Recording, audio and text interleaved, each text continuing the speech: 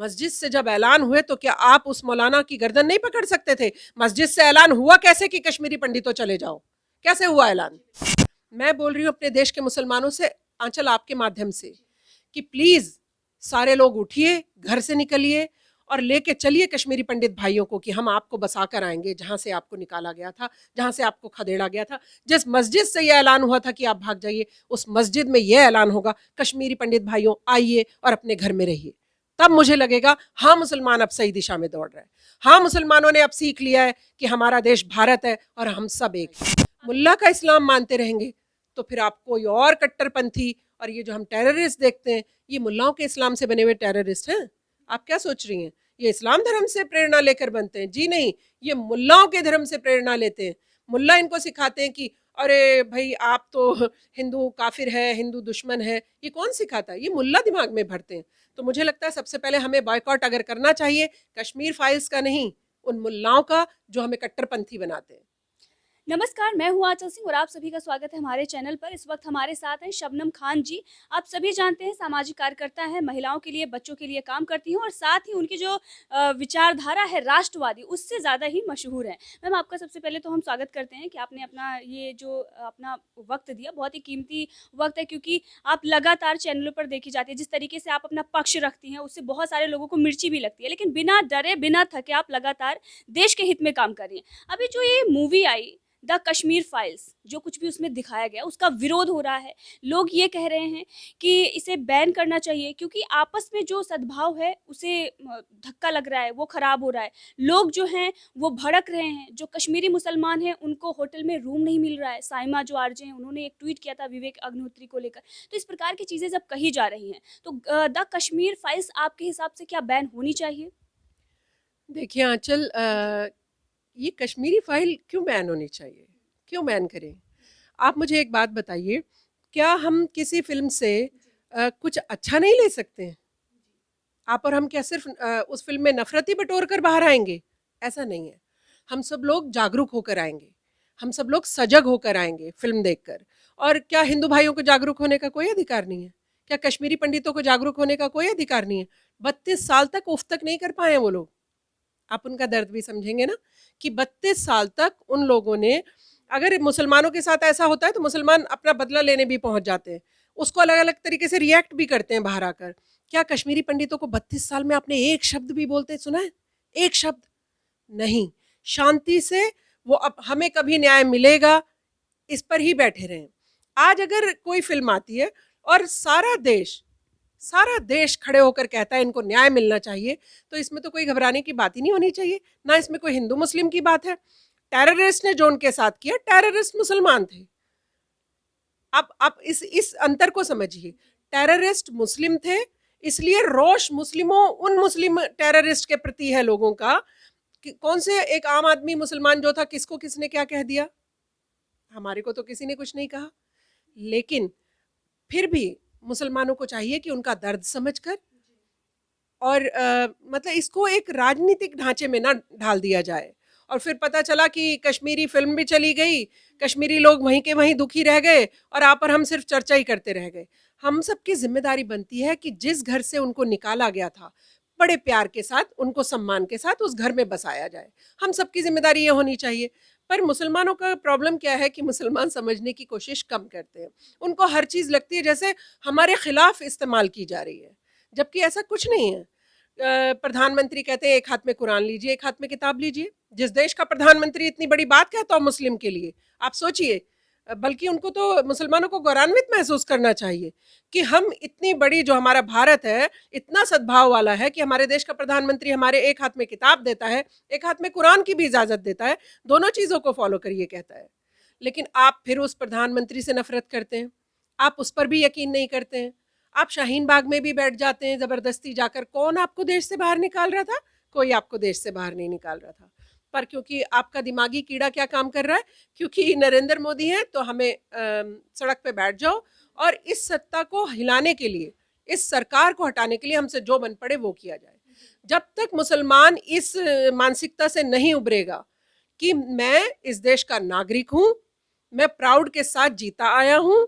आज तक किसी ने, मुसलमान कोई हिंदू भाई मुझे याद नहीं कि मैंने अपने इतने बड़े होने तक देखा हो ज़बरदस्ती किसी हिंदू भाई ने किसी मुस्लिम को टच किया हो, बल्कि हाँ प्रेम प्यार सौहार्द के साथ हर हिंदू भाई से जब आप बात करेंगे तो बोलेंगे मेरा फला मुसलमान दोस्त है, हम तो दोनों साथ में बैठकर खीर खाते हैं, दिवाली मनाते हैं, ऐसे कहते नजर आते हैं। तो फिर मुसलमानों के दिमाग में ये जो कीड़ा कुलबुलाता रहता है, ये कीड़ा कुलबुलाया किसने है, इस पर भी काम करना पड़ेगा हमें। कुछ राजनीतिक पार्टियां जिन्होंने हमेशा मुसलमानों को वोट बैंक की तरह पाला पोसा, और उनकी कुछ जो मुस्लिम शरारती तत्व हुआ करते थे, जो मुस्लिम समुदाय के लोग अपराधी हुआ करते थे, उनको शेल्टर देने का भी काम किया, उनको बचाने का भी काम किया। मुजफ्फरनगर दंगा आप उसका एक उदाहरण मान सकती हैं। क्या था, अगर अगर किसी ने किसी की बहन बेटी को छेड़ा था तो आपको अरेस्ट करवाना चाहिए था। एक फोन आता है नेताजी का और वो उन मुसलमान लड़कों को छुड़वा देते हैं। जी। आप जिसकी बात कर रही हैं उन्हीं के सांसद हैं एसटी हसन। आप भी एक मुस्लिम महिला हैं और वो भी मुस्लिम है। वो ये कह रहे हैं कि हम लोगों को ये फिल्म जो देख रहे हैं वो लोग, उनको दिक्कत हो रही है, इसको बैन करना चाहिए क्योंकि हमारे जो आपसी भाईचारा था उसमें फूट पड़ रही है। अब आप बताइए, ऐसे ऐसे लोग जब कमेंट कर रहे हैं तो उनको आप कैसे बताएंगे जब आप बोल रही हैं कि उन्हें समझना चाहिए? एसटी हसन तो क्योंकि वो सांसद हैं शायद, तो उनको प्रॉब्लम ये है कि अगर वो मुसलमानों का खड़े होकर छाती चौड़ी करके पक्ष नहीं दिखाएंगे, और अगर वो ये नहीं कहेंगे देखो देखो तुम्हें तो बीजेपी मार देती, तुम्हें तो नरेंद्र मोदी जी बड़ा सताते अगर मैं आपके लिए आगे ना खड़ा हुआ होता, तो वोट बैंक के लिए कहते हैं ये सब।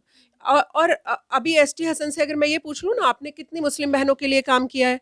आपने जब 3 तलाक दे के सड़क पर छोड़ दी गई कोई मुस्लिम बहन, तब आप कहाँ थे?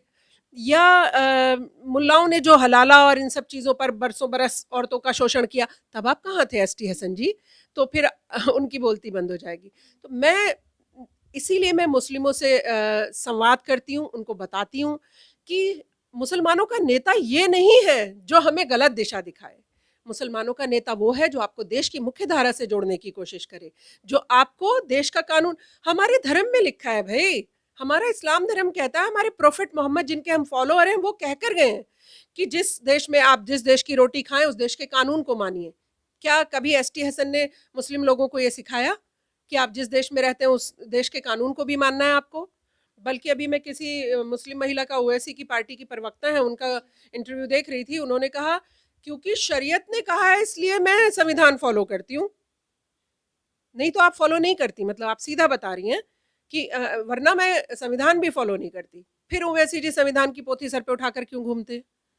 तो आप समझिए, इनकी तरबियत कहते हैं एजुकेशन को, इनको एजुकेट ही ऐसे ही करते आ रहे हैं बरसों बरस से कि अरे आप भाई हिंदू आपका भाई नहीं हो सकता। क्या सिखा रहे हैं आप? जबकि सिखाना क्या चाहिए कि हम सब एक हैं, हम सब भारतीय हैं, मेरा धर्म सेकेंडरी है, बाद में आता है उसका नंबर, पहले मेरे देश का नंबर आता है। मैं मेरे भारत के लिए जान देनी पड़ेगी तो आधा सेकंड नहीं लगाऊंगी सोचने के लिए। फिर उलेमाओं को ले आते हैं बीच में कि उलेमाओं ने जान दी है। उन उलेमाओं की जान का भी कदर की है आपने? जो उलेमाओं ने जान दी देश के लिए, आपने तो उनकी भी बेकदरी कर दी है। आप तो उनका भी नाम कहीं नहीं लेते ढंग से। आप देश के वंदे मातरम पर आप नहीं खड़े होते हैं, कहते नहीं हमारे धर्म में नहीं लिखा। जय हिंद जय भारत मैं नहीं बोलूंगा, तुमने बोला मैं तो नहीं बोलता हूँ। राष्ट्रीय गीत पर मैं नहीं खड़ा होऊंगा, सिनेमा हॉल में बजेगा तो भी नहीं खड़ा होऊंगा, कहीं और बज रहा होगा तब भी नहीं खड़ा होऊंगा। ये क्या मानसिकता है आप लोगों की? आपके लिए, सबके लिए, जो भारत का नागरिक है, जो भारत की रोटियां तोड़ता है, वो सबके लिए सबसे पहले जय हिंद जय भारत है, वंदे मातरम है। अरे वंदे मातरम कहते कहते हमारे वीर सपूतों ने जान गंवा दी है देश के लिए। क्या कभी कोई धर्म ऐसा कह सकता है कि आप ये देश के प्रति नफरत पालिए?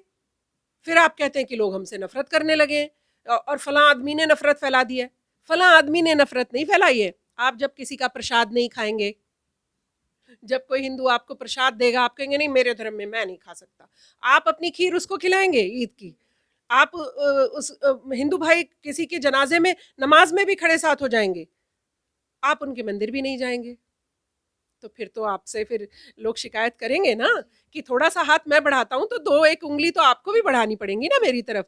एक कदम तो चल कर आइए। आप तो एक कदम छोड़िए, आप घर से बाहर निकलने को तैयार नहीं है, फिर क्या प्यार बढ़ाएंगे आप?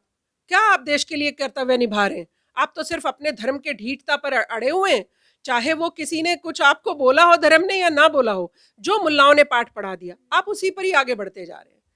आपका ये कहने का मतलब है कि ये जो मूवी है इससे नफरत नहीं फैल रही है, आपने मूवी देखी है तो मतलब आपको अच्छी लगी तभी आप इस नफरत नहीं आंचल, सीख लेनी चाहिए इससे, इससे सीखना चाहिए हमें कि हमारे हिंदू भाइयों को कभी कष्ट होगा या कोई आतंकवादी या कोई इस तरीके का अपराधी, वो मुस्लिम हो या कोई और हो, अगर हमारे किसी भाई की तरफ आंख उठाने की कोशिश करेगा हम उसकी आंखें फोड़ देंगे। ये जज्बा लेकर आना चाहिए मुस्लिमों को। मुस्लिमों को खासकर इसलिए कह रही हूँ क्योंकि कश्मीरी पंडितों का दर्द दिखाया है, तो मैं तो अब उस पर गुजरात पे बनाऊंगा, अरे मैं तो अब उस पर फिल्म बनाऊंगा, क्योंकि मेरे को वहां पर जब प्रताड़ित हुआ था, जब आप प्रताड़ित हुए थे, देश का एक भी हिंदू ऐसा नहीं था जिसने ये कहा हो बड़ा मजा आया, सबके आंसू बहे थे। और आप गुजरात की बात करते हैं, तब भी हिंदू भाइयों के आंसू बहे हैं। आज भी हिंदू भाई आपके लिए हर चीज करने को तैयार रहते हैं। कहां पर हिंदू भाइयों ने कहा कि बड़ा मजा आया मुसलमान मर गया? कभी नहीं कहते। लेकिन आज आप जब उसकी बात आती है, टेररिस्ट की भी, टेररिस्ट की बात चल रही है, यहाँ पर आतंकवादियों की बात चल रही है। मस्जिद से जब ऐलान हुए तो क्या आप उस मौलाना की गर्दन नहीं पकड़ सकते थे? मस्जिद से ऐलान हुआ कैसे कि कश्मीरी पंडितों चले जाओ? कैसे हुआ ऐलान? क्या आप और हम सब मिलकर रोक नहीं सकते हैं ये सब चीजें? आपको कौन सा डर था कि मुसलमानों को भी मारा था?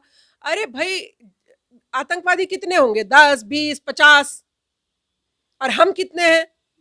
पूरा जम्मू कश्मीर अगर एक होकर उन सबकी बखिया उधेड़ देता तो किस टेररिस्ट की हिम्मत है कि आंख उठाकर देखे? आज आप और हम 4 लोग खड़े, एक की हिम्मत है हमारी तरफ गोली भी चला दे, हम लपक के उसकी रिवॉल्वर भी पकड़ लेंगे, उसकी गर्दन भी मरोड़ देंगे, अगर हमारे अंदर जज्बा होगा किसी को बचाने का तो। लेकिन हमारे अगर दिमाग में अगर ये पनप रहा है कि नहीं हमें तो यहाँ पर मुस्लिम को ही बसाना है, हम तो सिर्फ मुसलमान मुसलमान रहेंगे, हिंदू भाई का रहने का अधिकार ही नहीं है, तो फिर आपका कोई कुछ नहीं कर सकता। जैसे कि आपने बोला कि हमें उन मौलवियों की गर्दन पकड़नी चाहिए, लेकिन बीके गंजू की कहानी आपको याद होगा कि मुस्लिम महिला ही संकेत देती है और उसके बाद उनको छन्नी कर दिया जाता है गोलियों से, और फिर वही खून का जो चावल होता है वही उनकी पत्नी को खिलाया जाता है। तो इस पर आप क्या कहेंगे? आप सोचिए, आपने सिर्फ बोला ही है ना, देखिए मेरे कैसे रोंगटे खड़े हो गए, अंदर से ऐसे आत्मा सिहर उठी है। तो जिन्होंने उसको झेला होगा, आप उनका दर्द सोच कर देखिए। आप और हम तो कुछ भी महसूस नहीं कर पाएंगे उनका दर्द। सोचिए, एक बेटी को बलात्कार किया जाता है, फिर उसके टुकड़े किए जाते हैं, फिर उसके परिवार वालों को दिया भी जाता है टुकड़े उसके। उनका दर्द कभी कोई समझ पाएगा क्या? फिर भी वो लोग मौन रहते हैं, फिर भी वो लोग हथियार नहीं उठाते हैं। आप उनकी पेशेंस की क्या गजब का पेशेंस है उनके अंदर। 32 साल तक चुपचाप सहते आ रहे हैं। मैं बोल रही हूँ अपने देश के मुसलमानों से, आंचल आपके माध्यम से, कि प्लीज सारे लोग उठिए, घर से निकलिए और लेके चलिए कश्मीरी पंडित भाइयों को कि हम आपको बसा कर आएंगे जहां से आपको निकाला गया था, जहां से आपको खदेड़ा गया था। जिस मस्जिद से यह ऐलान हुआ था कि आप भाग जाइए, उस मस्जिद में यह ऐलान होगा, कश्मीरी पंडित भाइयों आइए और अपने घर में रहिए। तब मुझे लगेगा हाँ, मुसलमान अब सही दिशा में दौड़ रहे हैं, हाँ मुसलमानों ने अब सीख लिया है कि हमारा देश भारत है और हम सब एक हैं। आपको लगता है जहां पर वो विरोध कर रहे हैं वो ऐसा करेंगे? हमारे जैसे लोग हैं ना, कभी ना कभी कोई आरंभ करता है, कभी ना कभी कोई एक चिंगारी छोड़ता है। शहीद भगत सिंह को याद करिए, 23 तारीख अभी गया है शहीदी दिवस, तो कोई एक चिंगारी लेकर चलता है। हम सब लोग प्रयास करेंगे और मैं आपके माध्यम से मुस्लिमों से भी गुहार लगाऊंगी कि छोड़ दीजिए ये कट्टरता, ये सिर्फ मेरा धर्म मेरा धर्म मेरा धर्म। ये मेरा धर्म, धर्म तो सबके उतने ही प्यारे, उतने ही सम्मानित हैं। हर एक का धर्म उतना ही सम्मान के योग्य है जितना हम अपने धर्म को मानते हैं। आप दूसरे के धर्म की, दूसरे इंसान की कदर करिए, यही इस्लाम धर्म ने सिखाया है। लेकिन आपका पैटर्न कुछ मुल्लाओं की तरफ है। इसीलिए मैं हमेशा कहती हूँ, अल्लाह का इस्लाम अगर आप मानेंगे तो ये कट्टरता खत्म हो जाएगी।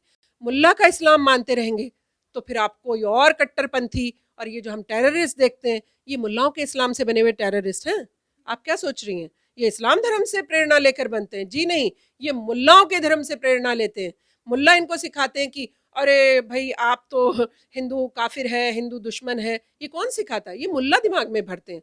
तो मुझे लगता है सबसे पहले हमें बॉयकॉट अगर करना चाहिए, कश्मीर फाइल्स का नहीं, उन मुल्लाओं का जो हमें कट्टरपंथी बनाते हैं। फिर आप कहेंगे कि हिंदू भाइयों को भी बोलिए। मैं मुस्लिम कम्युनिटी में जन्मी हूँ, मैं आपकी कमियां दूर करने आई हूँ। मैं आपको रिफॉर्म करूंगी ना। हिंदू भाई, सती प्रथा थी, उन्होंने बदला। एक पुरुष के कहने पे सती प्रथा बंद हो गई। वहां पर इनिशिएटिव लिया जाता है तो हिंदू उसको फॉलो करते हैं, मुसलमान किसी को फॉलो नहीं करते हैं, उससे भी दुश्मनी ले लेते हैं जो इन्हें कोई अच्छी राह दिखाने की कोशिश करता है। आप कहेंगे सारा इंटरव्यू मुस्लिम पर हो गया है, क्योंकि कश्मीर फाइल में कश्मीरी पंडितों की बात है और मारा किसने था? मुस्लिम टेररिस्ट ने।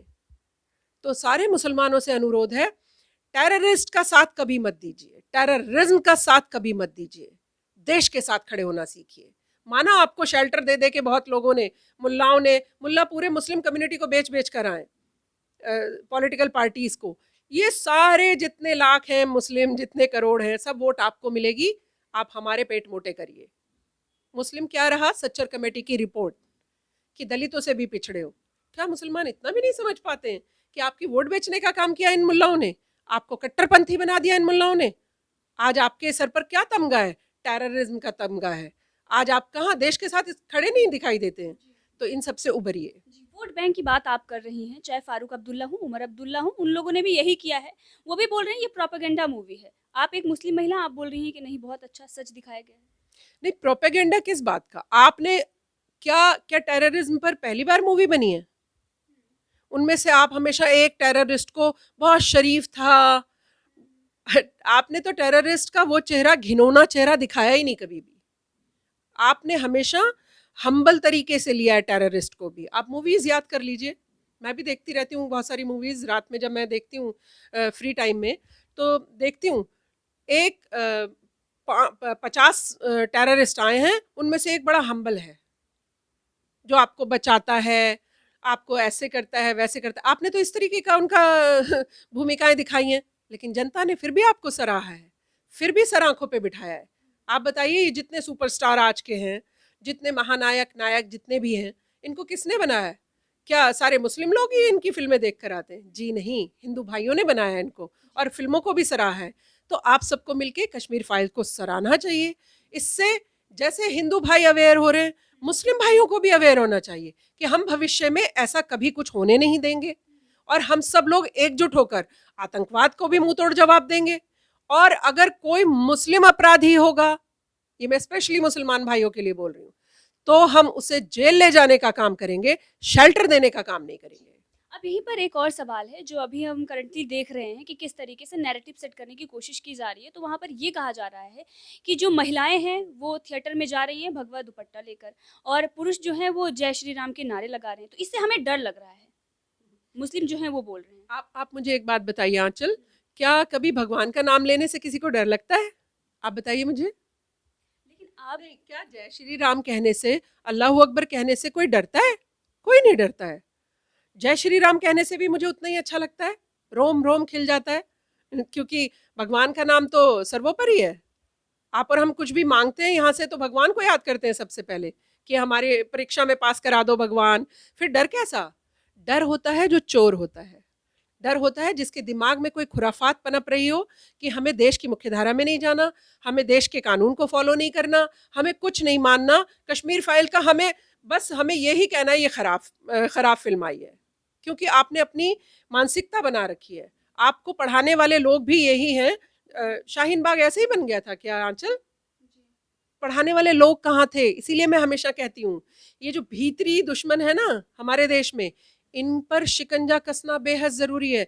बाहरी आतंकवाद से लड़ना बेहद आसान है आंचल, लेकिन ये जो भीतर घात वाले आतंकवादी जो स्लीपर सेल वाले बैठे रहते हैं, इनसे लड़ना बेहद जरूरी है। आप कह रही हैं ना कि उस औरत ने मुखबिरी की, ये स्लीपर सेल छोड़े रहते हैं, वो कॉमन मैन की तरह दिखाई देते हैं।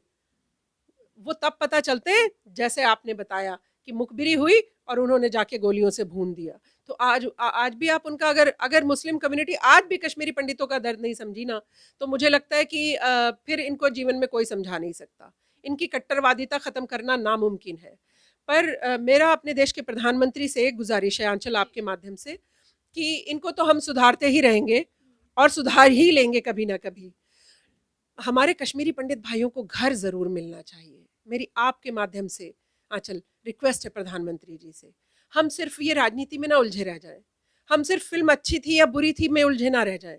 हम उन कश्मीरी पंडित भाइयों का दर्द समझ के उनको उस गेट का दरवाज़ा खोलकर उस घर में ज़रूर बैठा कर आएँ जहाँ से उनको निकाल दिया गया था।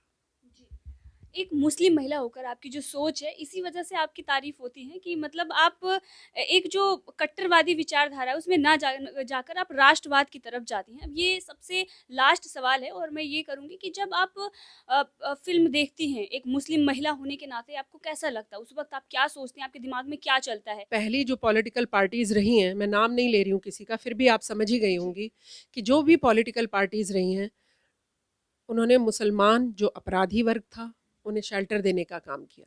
और ये आप मुझे 100 करोड़ लोगों में कहलवाएँगी, मैं तब भी यही बोलूँगी। मुझे कोई डर नहीं लगता किसी से। उन्होंने उनको बचाया और इस तरह से कश्मीर में भी टेररिज़्म को हमने बढ़ते देखा अपनी आँखों से कि किस तरह से वो घरों में छुपा लिए जाते थे और आम आम आदमी आप बन के बैठ जाए, किसी को क्या पता चलता है। तो मेरा सिर्फ इतना कहना है, आज मुसलमान कट्टरवादिता छोड़े, आज मुसलमान देश के लोगों को साथ कैसे चलेंगे, उंगली पकड़कर उनकी कैसे चलूंगा मैं, इस तरफ देखे। पढ़ाई करके भी शर्जिल इमाम ना बने। कहते हैं बहुत पढ़ाई कर ली, मुसलमान पढ़ेगा तो शायद समझ जाएगा। पढ़ने के बाद भी अगर आप शर्जिल इमाम बनते हैं तो फिर आपकी पढ़ाई का भी फ़ायदा नहीं है। पढ़ लिख कर मेरे देश को कैसे और मजबूत किया जाएगा, पढ़ लिख कर मेरा देश के लिए मैं और क्या कर सकता हूँ, कहीं मुस्लिम के नाम से क्वेश्चन मार्क ना रह जाए, आपको दिखाना भी पड़ेगा। अगर बच्चों को माँ बाप के पैर छूना क्यों सिखाते हैं? बच्चा तो फिर भी माँ बाप से प्रेम करता है और पैर नहीं छुएगा तब भी माँ बाप उतना ही प्रेम करेंगे। नहीं, संस्कार, ताकि बच्चा सीखे कि ये भगवान के बाद दूसरा रूप है जिनके मैं पैर छूता हूँ। तो प्रेम और बढ़ता है, सीखता है, अच्छी चीज़ें सीखता है। मुसलमानों को भी सख्त ज़रूरत है आज। कुछ हमारे जैसे लोग जो बदलने की कोशिश कर रहे हैं, तो मैं थोड़े से चंद लोगों को बदलते हुए देखती हूँ। पर मेरा ऐसा मानना है कि मुसलमान ज़रूर बदलेगा और हम उन मुल्लाओं के चंगुल से, जो इन्होंने इनके दिमाग ब्रेन वॉश कर रखे थे, ज़रूर एक दिन छुड़ा कर ले आएंगे। जी, आपका बहुत-बहुत धन्यवाद। आपके जो विचार थे, उससे पता चलता है कि एक जो भारतीय मुस्लिम है, वो क्या सोचता है। आपने देखा कि कितने अच्छे विचार थे। जो द कश्मीर फाइल्स मूवी आई है, उसको लेकर एक एक तरफ विरोध हो रहा है। बॉलीवुड जो है, वो भी खामोश बैठा हुआ है कि इससे नफ़रत फैल रही है। लेकिन एक मुस्लिम महिला ने बताया कि इससे नफ़रत नहीं फैल रही है। नफ़रत जो फैली है, वो मस्जिदों से जब ऐलान हुए थे, उस वक़्त आपको इनिशिएटिव लेना चाहिए था, लेकिन तब आपने नहीं लिया। आज एक जब सच्चाई आई है तो उसको दबाने की कोशिश कर रहे हैं और ये तमाम राजनेता जो बैन करने की मांग कर रहे हैं, उनके मुंह पर भी ये करारा तमाचा है।